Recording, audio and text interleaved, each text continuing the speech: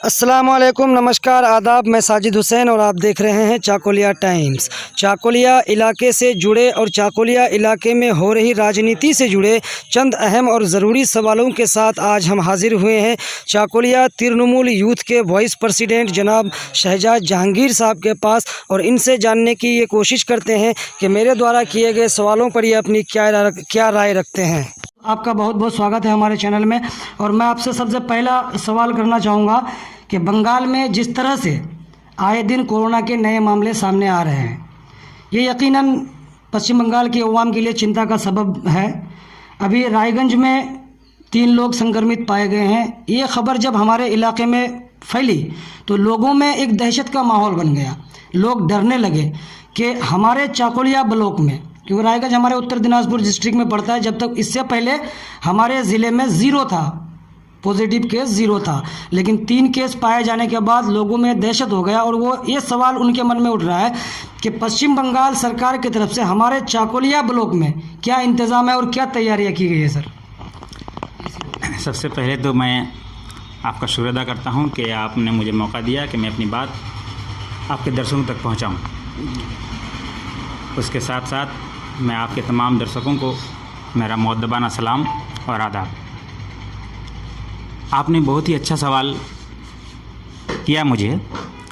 मैं आपको कहना चाहूँगा कि ये जो अभी कोरोना वायरस पेंडेमिक है, इस सिचुएशन से बल्कि सिर्फ हम लोग चाकोलिया ही नहीं बल्कि पूरी दुनिया ही परेशान है, खौफज़दा है। और गुज़िश्ता कई दिनों से जो खबर आ रही है कि हमारे बगल के जो डिस्ट्रिक्ट है, बिहार डिस्ट्रिक्ट किशनगंज, वहाँ भी कई केस आए हैं। और गुज़िश्ता 2 दिन पहले ये खबर आई कि हमारे उत्तर दिनाजपुर डिस्ट्रिक्ट में भी 3 केस सामने आया है। तो यकीनन ये बात खौफज़दा है और हम लोगों को घबराने की बात है। वहीं साथ साथ मैं कहना चाहूँगा आपको कि जिस चाकोलिया में गुज़िश्ता कई 2 दिन पहले मीटिंग हुई ब्लॉक में, और ब्लॉक आपको बता दूं मैं कि यहाँ एक आइसोलेशन सेंटर चलता है जो मॉडल स्कूल है यहाँ शकुंतला में, वहाँ चल रहा है। वहाँ जो बाहर से लोग आए हुए हैं उनको आइसोलेशन सेंटर में रखा गया है। उसके साथ साथ किशनगंज से जिस दिन खबर आई उसके सुबह से ही जो हमारे अगल बगल जो बिहार का जो बॉर्डर एरिया है वहाँ काबल बेम्बो बैरिकेडिंग किया गया है, जैसा बावड़िया, समदा, हटवार इस जगह जो है, यानी सरकार की तैयारी चल रही है। और जहाँ जब मुनासिब कदम जो है उठाया जा रहा है, साथ साथ ये हम लोग की भी खुद की जिम्मेदारी है कि हम लोग को भी लॉकडाउन के जो नियम से उसको जो फॉलो करके चलना चाहिए। इस लॉकडाउन को पालन करना ये हम सब की जिम्मेदारी है। बाकी सरकार जो अपनी तरफ से कर रही है, काफ़ी कुछ कर रही है। आपको भी पता ही होगा कि हमारी ममता बनर्जी की सरकार जो है लोगों के लिए फ्री राशन का इंतज़ाम करा रही है। उसके साथ साथ कई ऐप के जरिए, स्नेह प्रयास के जरिए उन्होंने जो बाहर फंसे हुए मजदूर हैं उन लोगों को जो है 1000 रुपये देने का इंतजाम किया है। उसके साथ साथ प्रतिष्ठा स्कीम है, जय बंगला है, मैंने इस तरह से कई स्कीम के तहत लोगों के बुनियादी ज़रूरत है उसको पूरा करने की कोशिश की जा रही है। तो अब हम लोग की जिम्मेदारी बनती है कि हम लोग अपनी जिम्मेदारी कहाँ तक निभाते हैं। जी। बाहर की जब आप बात कर रहे हैं सर, तो मेरा एक सवाल आपसे ज़रूरी बन जाता है। सवाल थोड़ा सा कड़ा है लेकिन ज़रूरी भी है कि अभी कुछ दिन पहले एक ऑडियो फेसबुक में काफ़ी वायरल हुआ, लोगों ने सुना, देखा। उसमें एक नौजवान जो ग्वालपोखर का है, वो हमारे पश्चिम बंगाल सरकार में मंत्री जनाब गुलाम रब्बानी साहब से बात करते हैं और वो उनसे बस एक रिक्वेस्ट करते हैं कि सर आप एक बार लाइव आकर ये कह दें कि पश्चिम बंगाल सरकार आप लोगों को वापस लाने की पूरी तैयारी कर रही है, पश्चिम बंगाल सरकार। लेकिन सीधा मंत्री जी इनकार करते हैं कि हम लाइव आकर ये नहीं कह सकते हैं, कल अगर नहीं लेके आएगी तो आप ही हमें गाली दीजिएगा। तो पश्चिम बंगाल सरकार में सर मंत्री और आपको अपने सीएम पर यकीन नहीं है कि वो वहाँ से ला सकती है, इसको हम क्या समझे सर? जी बिल्कुल यकीन है। मैंने जहाँ तक उस ऑडियो की बात की आपने, तो मैं भी आपको बता देना चाहता हूँ कि वो ऑडियो के बारे में काफ़ी सोशल मीडिया में भी चर्चा हुआ था। और ये हमारी खुशनसीबी कहिए या लोगों की खुशनसीबी कहिए कि वो एक ऑडियो की शक्ल में है, यानी उसको हम सुन के उनका एनालाइज कर सकते हैं। ये खाली लफ्ज़ी शक्ल में नहीं है ना, कि एक शेर जो है कि उसका इनकार तो सुना था, लेकिन उनका लहजा सुना था कैसा था। तो मैं ये कहना चाहूँगा कि लहजा जो है बहुत मायने रखता है। उस जहाँ तक उस ऑडियो की बात है, मैं वो ऑडियो को पूरा गौर से सुना हूँ। मैं आपको बता देना चाहता हूँ कि उस ऑडियो में जो एक रब्बानी साहब हीट ऑफ द मोमेंट में एक वर्ड का भी इस्तेमाल करते हैं जिसका भी चर्चा हुआ था। तो मैं उनके संदर्भ में फिर अपने अकाउंट से फेसबुक पोस्ट भी किया था। तो मैं आपको बता दूं, वो शख्स जो रब्बानी साहब से बात कर रहे हैं, मुझे लग रहा है कि वो प्री प्लान्ड है, एक साजिश के तहत वो बात। आपको ये लगता है? जी बात की है। मैं आपको बता देता हूँ, जैसे मैं अगर आपकी बात मेरा ये अगर इरादा हो कि मैं आपसे बात करूं, आपका वॉइस रिकॉर्ड करूं और उसको मैं वायरल करूं, तो जाहिर सी बात है मेरी कोशिश ये रहेगी कि मैं उस क्लिप में या मैं उस रिकॉर्डिंग में एक भी गलत अल्फाज या गलत बात ना बोलूं, पहली बात। दूसरी बात, मेरी कोशिश ये रहेगी कि मैं आपको कुछ ऐसी बात बोलूं कि आप थोड़ा सा, मैंने आपको पोक करूं कि आप गुस्से में आके ज़रूर कुछ बात बोल दें। तो वो शख्स जो बात करता है, तो पहले ही 2 लफ्ज़ में वो हमारे यहाँ के जो विधायक हैं विक्टर साहब की बात करते हैं। तो रब्बानी साहब बहुत ही आराम से पहले जवाब देते हैं कि विक्टर की बात हमसे मत करो, वो जाने वो क्या करने बोले हैं वो। फिर वो जब बातों को दोहराने लगता है तब वो झिल्ला करके एक बात बोलते हैं कि वो आपने सुना ही होगा। हाँ, उस तरफ मैं जाना भी नहीं। जी नहीं, मैं उस थोड़ा सा आपको बस हिंट दे दूं कि वो बोले हैं। तो उनको लेकर के काफ़ी सोशल मीडिया में चर्चा भी हुआ।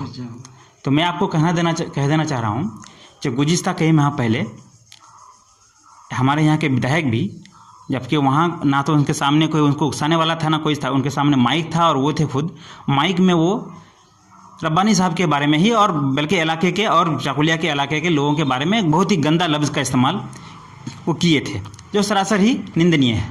उसके साथ साथ उसके जस्ट बाद ही वो शायद पांजीपर या गोलपुर में कहीं मीटिंग थी, वहाँ भी एक महिला के खिलाफ, महिला नेत्री के खिलाफ काफ़ी अभद्र भाषा का इस्तेमाल किए थे वो।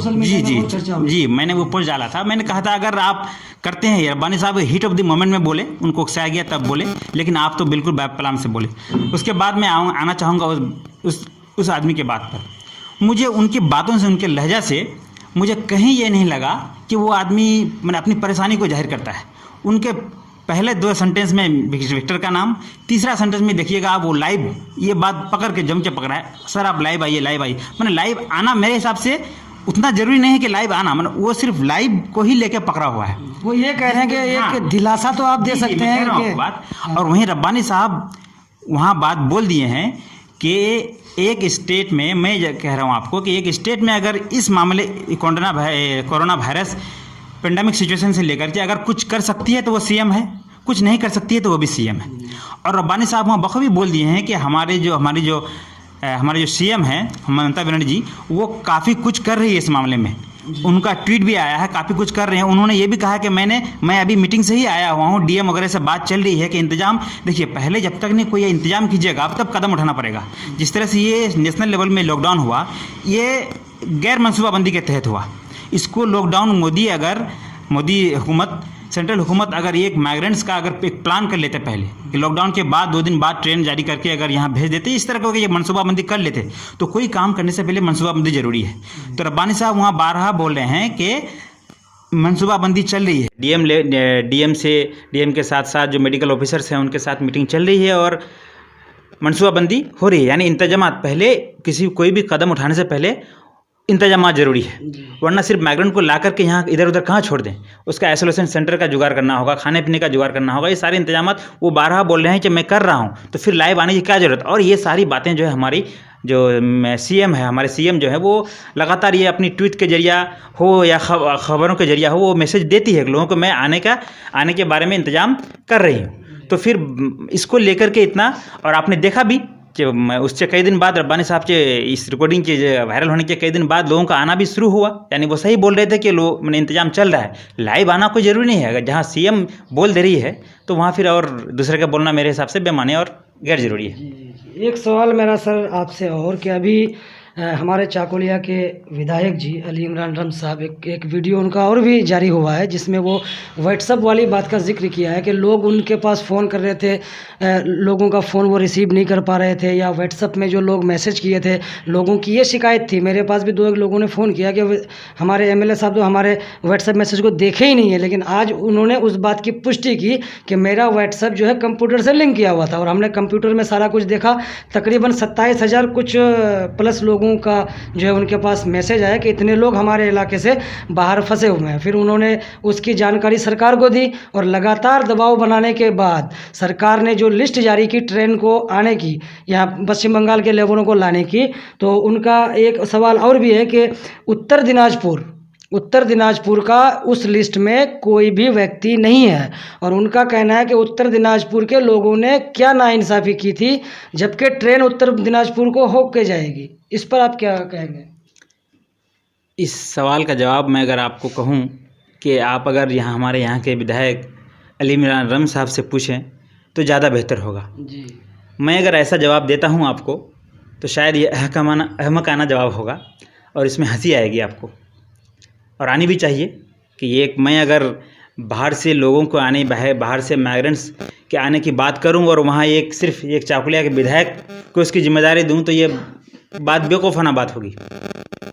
तो अगर आप इस बात पे हंसते हैं और इस जवाब को मेरा बेवकूफ़ाना जवाब कहते हैं तो आपको हमारे यहाँ के विधायक अली इमरान रम साहब के उस स्टेटमेंट का और उनके उन तमाम वीडियो का भी उनको देख के भी आपको हंसी आनी चाहिए और उसकी ये करनी चाहिए, निंदा करनी चाहिए। ऐसा उन्होंने एक वीडियो में कहा है कि आपसे मुराद माइग्रेंट्स को आपको लाने के लिए बंगाल की हुकूमत क्या कर सकती है, ये बहुत बड़ा सवाल है, इसलिए मैं दिल्ली की सरकार से बात करता हूँ। इस तरह उन्होंने कुछ कहा है कि इसलिए, यानी वो सीधे सीधे नकारते हैं कि यहाँ की ममता बनर्जी की सरकार जो है, पश्चिम बंगाल की सरकार जो है, यहाँ लाने के लिए मुनासिब कदम नहीं उठाएंगी या नहीं उठाती है, और इसलिए मैं दिल्ली से डायरेक्ट बात करता हूँ।